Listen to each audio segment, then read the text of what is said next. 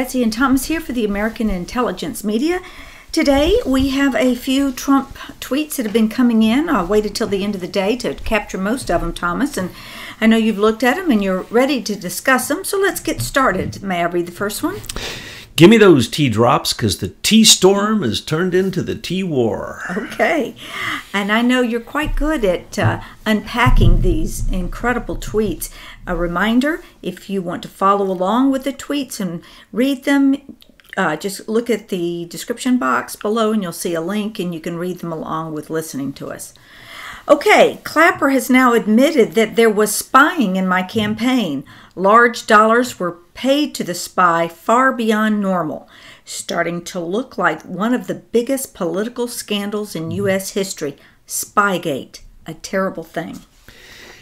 Yes, Betsy, that is a review of what he said yesterday. That's for the slow children in the class? That's for the slow children in the class. Spygate, he's not going to let it go. Well, he's giving it a name, too. Well, he has branded it, and it's going to stick. Watergate, Spygate. He was being spied on, and what's amazing with that, now, we pointed this out yesterday, but we're going to point it out again today. The spies are not only the foreign spies, Christopher Steele, Stephen Halper. This goes all the way up to Boris Johnson. This goes to Jeffrey Patty, Sir Jeffrey Patty. It goes all the way up to the Crown of England. So recently, today, you posted in Truth News Headlines, someone speaking about all of this goes back to the City of London. Yes. Oh, yes, it does, yes, folks. It does. And the spies, those are the spies. Now, we name other ones, the Alexander Chalupa, Dmitry Alperovitch, on and on and on. We've named a bunch of the spies. Those are the foreign ones. But the real spies are the ones who were spying on Trump, and that's what he means. He doesn't, just like when he said wiretapping, he was, like when I say we're taping it. Of course, we're not taping it. Hello, there hasn't been a tape. I don't think anyone could find a tape at this point. It's just hard to change your language of what you mean that to be. He means surveillance. Yes. Of course, he was being surveilled from 5 different directions that we pointed out long before it now has risen to the surface in the media all over the place.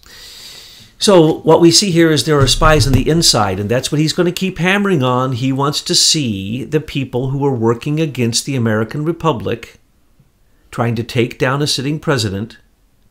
Those are spies. And they are working. It doesn't matter whether they're Americans or not. It doesn't matter whether they're like Stephen Halper that may have he has dual citizenship in Britain. And in American people tell me that means he must have been a Brit first before he was an American. But it doesn't matter. He's a dual citizen. If he was, in fact, working in this counterintelligence way, being paid under the table, and he says, Trump says, follow the money. We pointed out the money. There's at least 3 avenues of money that he was paid in. None of them seem to be valid, and they all seem to be fake, except that, his company that he's so connected to and all the criminals who have now folded these companies, the Strategic Communications Laboratories is the mother company of Cambridge Analytica. They've all gone bankrupt. And all these people I've mentioned, which go back to London, they all are scared because they got caught doing what they do, which is sex scandals for elections to bribe and extort candidates so that they can get their candidate in place. Okay, everything you're saying, if somebody just tuned in with this, they're going to go, whoa, wow, wow, wow.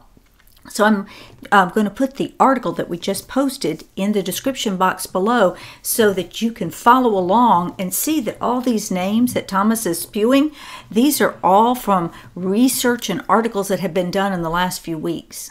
Yes, with our good friends, Michael McKibben and his friends at Americans for Innovation and the leader technology people who invented social networking and had it stolen from them.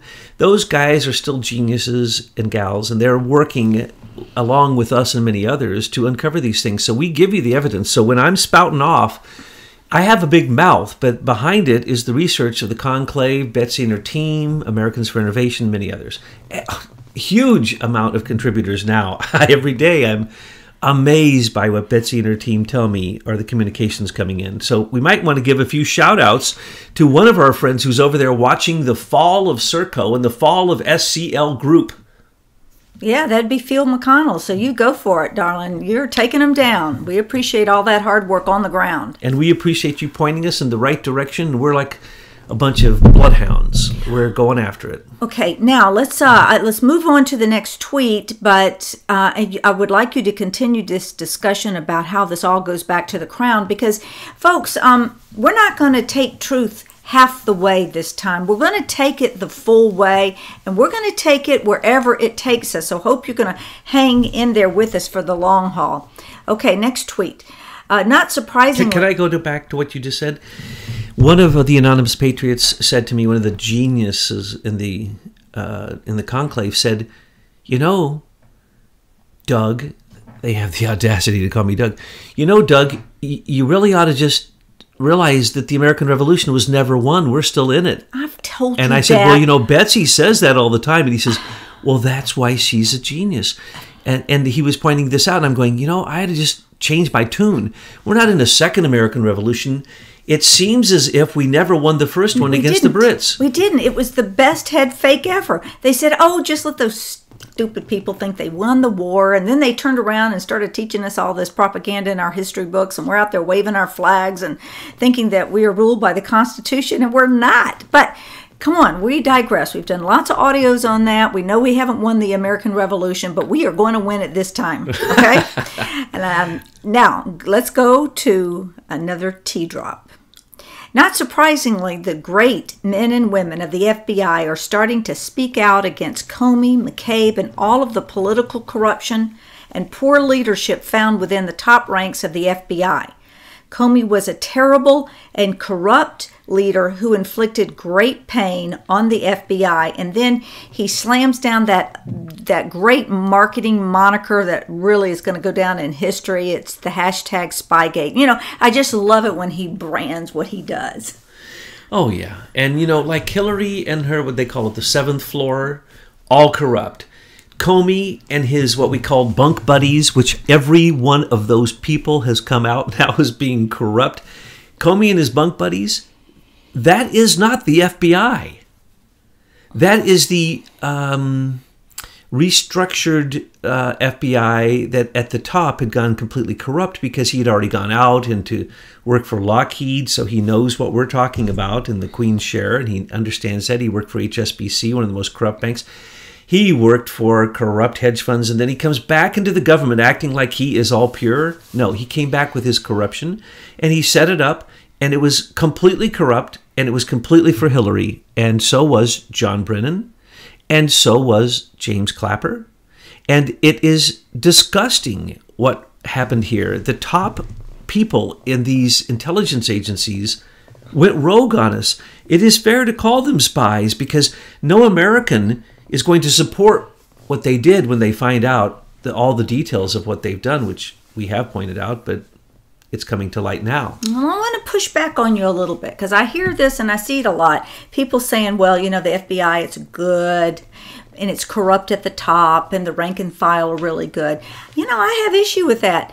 You mean that your rank and file FBI and that kind of corruption was going on under the roof of the FBI and you couldn't figure it out and take care of it, and it's citizens like us that are having to clean up the work that you rank and file FBI agents didn't take care of? But that's just the way I feel about that. Betsy, you know that the civil servants in the FBI have to face the SES at the top, the senior executive service members, and they can't be fired. They can fire you. They can't be touched. They make more money than you, and they don't know what you know. It doesn't matter. They're in charge. All the people we're talking about are SES members, almost exclusively, every one of these criminals we've named.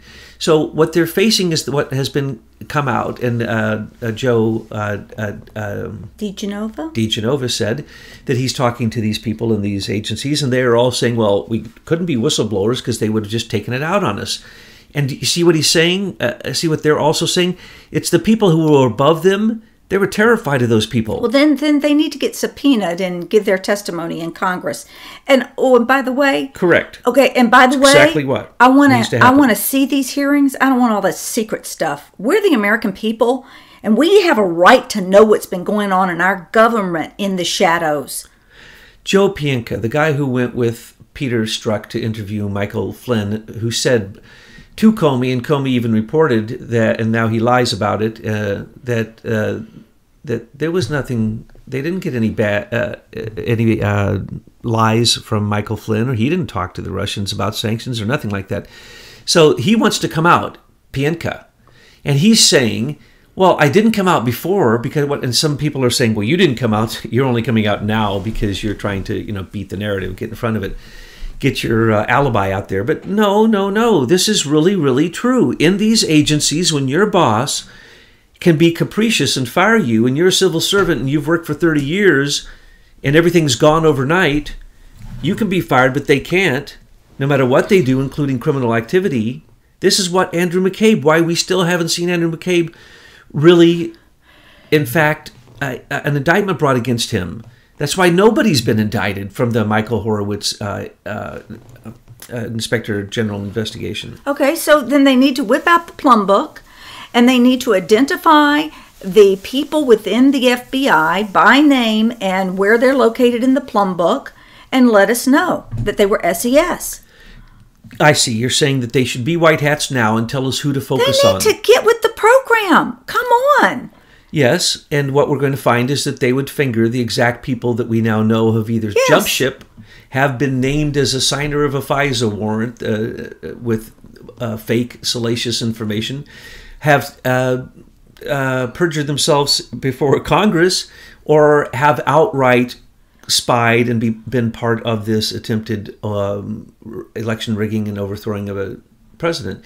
This is a coup, and at the moment that somebody is part of a coup to overthrow a duly elected president, they aren't treated like citizens anymore. That's sedition, that's treason. Just as we would treat a spy like a Stephen Halper or a Christopher Steele, that's the way we should now treat Comey, McCabe, Rosenstein, Yates, Eric Holder now. That's the reason he's going nuts, because he is criminally involved in all of these things also. Sally Yates and the whole group, and then right up to Obama and Susan Rice, the whole group. We know the name of the team. Group. Okay. Let's move on to the next set of tweets. And this is about the summit meeting in Singapore with Kim Jong-un. The first one is that he was forced to cancel that meeting, but the bulk of it is in this tweet. I have decided to terminate the planned summit in Singapore on June 12th. While many things can happen and a great opportunity lies ahead potentially, I believe that this is a tremendous setback for North Korea and indeed a setback for the world. Okay, now, you want to get confused? There's news out here today that will really, really confuse you, but had you listened to our previous audios, you would have heard Thomas Paine and the Ass of the Globals tell you that Kim Jong-un is completely insane and that it will be very difficult to come to the table with him, because what he now wants is to take his divine right that he thinks he is a god, and this is no exaggeration. He makes his people worship him as a god, as a divine being. I mean, just think about it. Poor Trump, he's got to work with all these psychopaths. Total dictator psychopaths. In Washington and all around the world. How about Rouhani in Iran? What about Ayatollah Khamenei? They threaten to kill all Americans all the time, and then Obama gives them money, and then they want us to be nice to them. It's like, hello? So you would be very confused to see the news today, and you'd say, wait a second. Just because one of Kim Jong-un's administrators called Pence and Bolton names, it's off? That's not what's happening. And you can read his letter. You still won't know what's happening, the letter he wrote to him, which is basically a bitch slap to say, I'm not coming to the table with you while you're still mouthy. So if he stops being mouthy and he kowtows to the West and the bigger button, the bigger weapons we have, then it'll be back on the table. But here's the deal. We already told you this. The sanctions are being broken by China and by people like Eric Schmidt. And Kim Jong-un thinks he can just go down, shake the hands of the people in South Korea, and now he's their divine emperor. That ain't gonna happen. Here's what really happened. He blew the snot out of his experimentation caves and his nuclear facility, and the whole mountain caved down on top of him. Radiation went all the way to South Korea, went into China, and was measured from space. They have a massive nuclear problem. I told everyone this, and the conclave did not believe me, that Trump may back out because he does not want the cost of cleaning up that mess. Who's going to clean up that mess? If he gets in now, it's going to be Kim Jong-un is going to say, you pay for it because I'm giving you peace. No, you screwed up, little Kim, and your neighbors are going to have to give some money, like China. And notice that he kept saying, making references to money. And if America defends South Korea or Japan, they're going to pay for it. Did anyone hear him say that? No, because they're thinking that he is just overreacting to the words. No, he is not. He knows exactly what he's doing. And this deal ain't going down until Kim Jong-un tells the world the truth, that he can't go forward with this nuclear program because he screwed it up too bad. Okay. Next tweet. And this is a really good segue into a question that one of our readers had. They wanted you to elaborate more about the Federal Reserve because in a recent audio you said that Trump would not be able to take down the Federal Reserve until the second year of his second term. Okay, here's the tweet. Today it was my honor to sign S2155, the Economic Growth, Regulatory Relief, and Consumer Protection Act, and read more. And it has where you go and you read all about community banks, credit unions, and consumers. And again, you can get that at the link in the description box. Yes, this is a huge deal. Now, why are people getting excited about this? Because Dodd-Frank was Obama's 2010 rewriting of the entire way that our economy works in relationship to banking, investment, brokers, and who was protected by who with big governmental money. $2.5 trillion was spent on the big banks that are now no longer protected by this new act. So it's very, very exciting because it gives the money back into the back to the communities and stops the regulation. Dodd-Frank was the most over-regulated act probably ever created in American history. And what it did was it made everything so complicated that only the lawyers at the top banks could actually understand it and take advantage of the tax loopholes and so on and so forth. And they did. And it was basically Hillary Clinton. Remember, she wars against the banks and then they donate huge to her. And then she goes and gets paid huge just to talk to them, to tell them what she's going to do, so that then she has insider information she's giving them as the projected president, and then they use that as brokers and bankers to then control the stock market. You see, Glass-Steagall, Dodd-Frank, these things put bankers as brokers. That is already an oxymoron. If you're a banker, you have insider information, so therefore you shouldn't be able to be a broker. It's as simple as that. Anyone who doesn't understand that is stupid, because that's just fifth grade math. If I loaned you money and then I know your company's going to falter and you're on the stock market, do you think I'm going to short your company, or do you think I'm just going to be a really good ethical banker and just say, oh, I'm not going to use my brokerage end to make any money off that? So what has happened here is huge, but what is not here, what needs to be told, is the truth. And the truth, this tea drop, is not telling you the truth. And the Senate and the Congress is not telling you the truth. Oh. What is this act called? Consumer protection. They rolled in, knocking the big banks out so there can be no longer any such thing as too big to fail. But they took this criminal group, which makes some people just seethe when they think about it, called the Consumer Financial Protection Bureau, which acted as an independent agency to go after anybody they want and sue. Billions of dollars they made suing companies on bogus complaints that they basically invented. This was one of the most criminal things in our economic system that was created by Obama, because it, again, was a slush fund for him to go after anybody he didn't like. That has been ended now. And now we're going to actually have real protection for consumers. And notice they took the word financial out of it because that group was independent.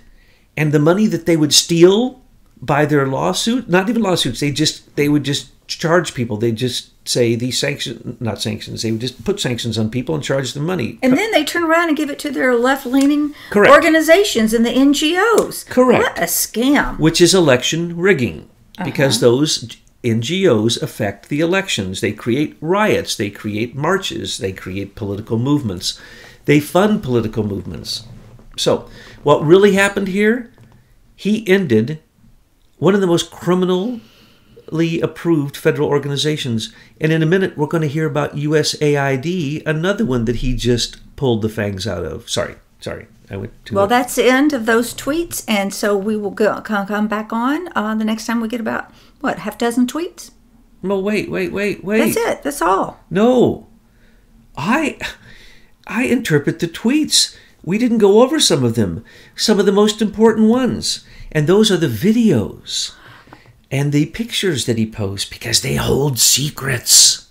Here's one of the big secrets. Did you see the beautiful picture of Marine One and it's flying over into New York? Into New York. I knew you'd love that with one. The music. See, I don't have a way to replicate that. I know, New York. Because they don't put them on YouTube and you can't embed them the way they are.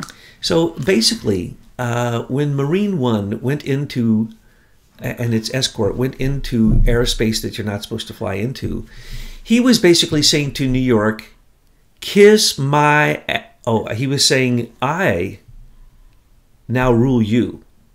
New York is the home of evil for economic terrorism. And he flew in there to let them know that he's busting them. And he flew in there to do what? Well, good. I can't wait to see him fly in there to do the same thing with London and then the Vatican. Oh, he probably won't waste his time on London. In the Vatican?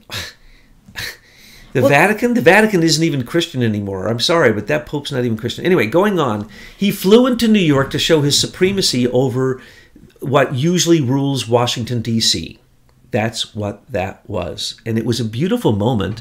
And he was, probably in one of the greatest New York minutes of his life was to say, I'm the president and you're not, as he's flying through protected space over New York City. That was beautiful. And then there was a meeting with the people whose children had been massacred by the animals of MS-13. What you didn't notice, what no one seemed to notice, is that he just changed the entire way the United States aid to international development, U.S. aid. He just said he's not going to give tens of millions and tens of millions and millions and millions and millions of dollars to the place MS-13 gang members come from. Get El Salvador. Out of here. No, it just snuck in. It was in there. Nobody even saw it, did they? I saw. That's why I interpret the drops. Well, no, I saw a headline and posted it on Truth News Headlines that he's going to stop giving money to countries where these illegal aliens are coming from. But I had missed the subtlety in the tweets. $17 million in one fell swoop in his little speech today. Yeah. Nobody even noticed it. And then $232 million to Mexico if they don't come into alignment.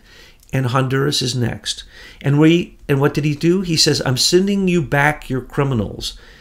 Get them out of the prison system? That's what he already said. That's the other thing, the prison reform. Take care of the prison overpopulation? The Farm Bill transformed agriculture. The prison bill is going to transform the prison.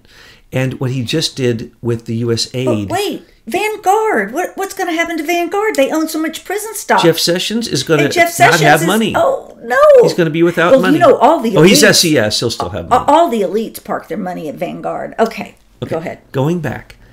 So he just said, just almost a whisper, I'm taking this money away from many places that send us these people.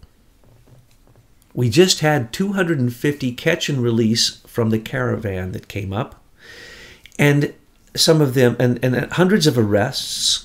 And so each arrest, he just said, which was, I forget, hundreds of other arrests. Some of them, of course, MS-13 gang members, a bunch of them. A whole group of them actually got through, and they got intercepted further up from the border. So in other words, there are hundreds, and now he has them. And so he says, okay, you all witnessed the caravan. You witnessed Mexico not do its job. Mexico, you just lost $232 million. Thank you. I'll put that towards the border. We're not giving you any U.S. aid because you didn't abide by your own immigration rules. And then what did he do? He turned around and he blamed it on the U.S. Congress, saying, catch and release. And then what did he do? He reinvigorated the whole DACA debate right now, again, because he wants to point out that without borders, without stopping catch and release, without stopping the two other aspects of immigration that go along with DACA, which I can't remember the name now. But anyway, it's if your relatives are here. If you're here, your relatives get to stay. Are you talking about the anchor babies? Well, anchor babies is the real name for it. But there's a technical name for it for DACA children. But yes, anchor babies. And I've always said anchor babies are DACA children. Plus, remember, DACA children, they're basically are saying are anchor babies who were older when they got here. That's all that's saying. In other words, if you can get here criminally, by golly, we're going to take care of you before we're going to take care of somebody who's applying to come here and doing all the right legal things. So what he did is he reinvigorated that again, and he used that to say to El Salvador, to Honduras, and to Mexico, I am now going to charge you per person that we catch coming across our border. I'm going to take huge sums of money from all future USAID. That's $50 billion. That's great, because he needs to cut that USAID anyway. We asked him, we begged him to do it, and now he's got the way. Because it's a huge laundering scheme for Serco to get money back to all of these folks, including the Crown. They call them refugees. What they are the criminals they don't want to house in their jails. And the ones who went to Europe, those are active, basically. No. That's not all that they are. See, George Soros isn't going to dirty his hands and get out on the street and fight this war. So this is his mercenary. These kinds of guys, these thugs. These are the criminals, yes. So coming across our southern border, but they come over to disrupt our society. That is a way that they are warriors. And anyone who thinks you don't need a border doesn't read the news. Every day people are murdered on our border over drugs and cartels with weapons that Eric Holder provided them in Fast and Furious, that he's trying to make sure doesn't come to light now. And that's the reason he's out there fighting so ferociously. Because he's also, remember, Obama's lawyer now. He's the gerrymander. He's the rigger of the future elections, and that's his job. And he's come out, he says that it's his job, but his job is also to try to defend his boss, Obama, who is now directly related to Spygate with evidence that we've already seen. So there's no way to get out of it. Okay, wrap it up. Oh, and what else? He wanted to thank, he went to New York to thank firefighters and first responders. Hello, what did we just tell you? Why did Eric Schneiderman go down? Why was the only person practically that he fired was Preet Bharara, and made certain that he was no longer an attorney general in the New York district? Why did Mueller fold after Giuliani talked to him? And why did he take Marine One into New York City to see first responders? That adds up to one number, 911. So, folks, here's what's really happening. When Rudy Giuliani went to Mueller, he said, look, dude, I saw what you did. You had appendicitis. You were at home playing like you weren't the head of the FBI. You'd been appointed. You knew it was coming. You're completely complicit. You completely covered it up. That's murders of thousands of people. You're going down. Trump said he's going to go after the perpetrators of 9/11. You are that perpetrator. And if you do not back off right now and leave my president, Donald Trump, alone, I'm going to wipe you off the face of the earth. And here's what Mueller said after he cleaned up the mess in the chair that he was sitting in. He then said, no. I'll take down Bush, Jr. and Sr. I'll take down Cheney. I'll take down Rumsfeld. I'll take down Rosenstein and Comey. They were all there. I'll take down Hillary and Bill. They were complicit. I'll take down all those people. Those Brady Durham bonds. I got the dirt on everybody. I got it locked up, just like Comey had the 33,000 missing emails that they tried to say George Papadopoulos wanted because they were hacked by the Russians. Russians never hacked Hillary's 33,000 emails. That's the stupidity of their thinking. To think they could cover up 9/11, to think they could cover up Hillary, to think they could cover up Russian uranium one, and the fact that Mueller and Rosenstein and McCabe were up to their eyeballs with that criminality, working directly for Hillary and getting paid under the table for it. Hello? That's what Rudy Giuliani told Mueller. And that's why Mueller is backing off and even went and said, oh, can I please have more time? Instead of abiding by the law for a quick trial, I would like to have this become open-ended. And the judge said, go jump in a lake. None of Mueller's tricks are working now because Trump has now taken over New York with Rudy Giuliani's help. And what is happening there is that is the storm. That is the firestorm. Trump is the phoenix. Remember, we described this to you. Until August 15th of this year, he will be a firebird, a phoenix. Anyone who comes near him that doesn't love fire is going to get burned up. Anyone who attacks him is going to get the Trump effect. What he said in the tweets the other day, what comes around goes around, we like to call it the Trump effect. So what he's doing is he's asserting himself against all nations, saying, I know the criminality of the State Department and the $50 billion they give out to you bozos, though you send your criminals across the border for us to take care of. We send them back to you. You give them money and send them back across the border, so we have to take care of them. If you won't take your criminals back, you don't get any more help from us, no aid and no trade. And if you send them to us anymore, we're going to charge you a huge amount of money per head. And every MS-13 gang member that comes across just cost them probably about $10,000, $20,000, $30,000 a head from just the ones who were captured. So as a presidential decoder, you're saying to us that video, you'll have to go to Trump's Twitter account to get that video. That is kind of a flyby saying, I have you now, right where I want you. I mean, he has a superior position on the battlefield. He has the upper position. Absolutely. He is now in charge.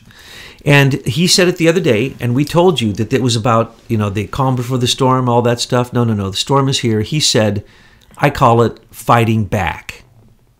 And when he decided to turn on the Mueller investigation after, we pointed out, Rosenstein had come out and said there's no collusion, and Rudy Giuliani got Mueller to say that he acknowledges that he cannot impeach Trump, and he cannot bring a criminal investigation against him.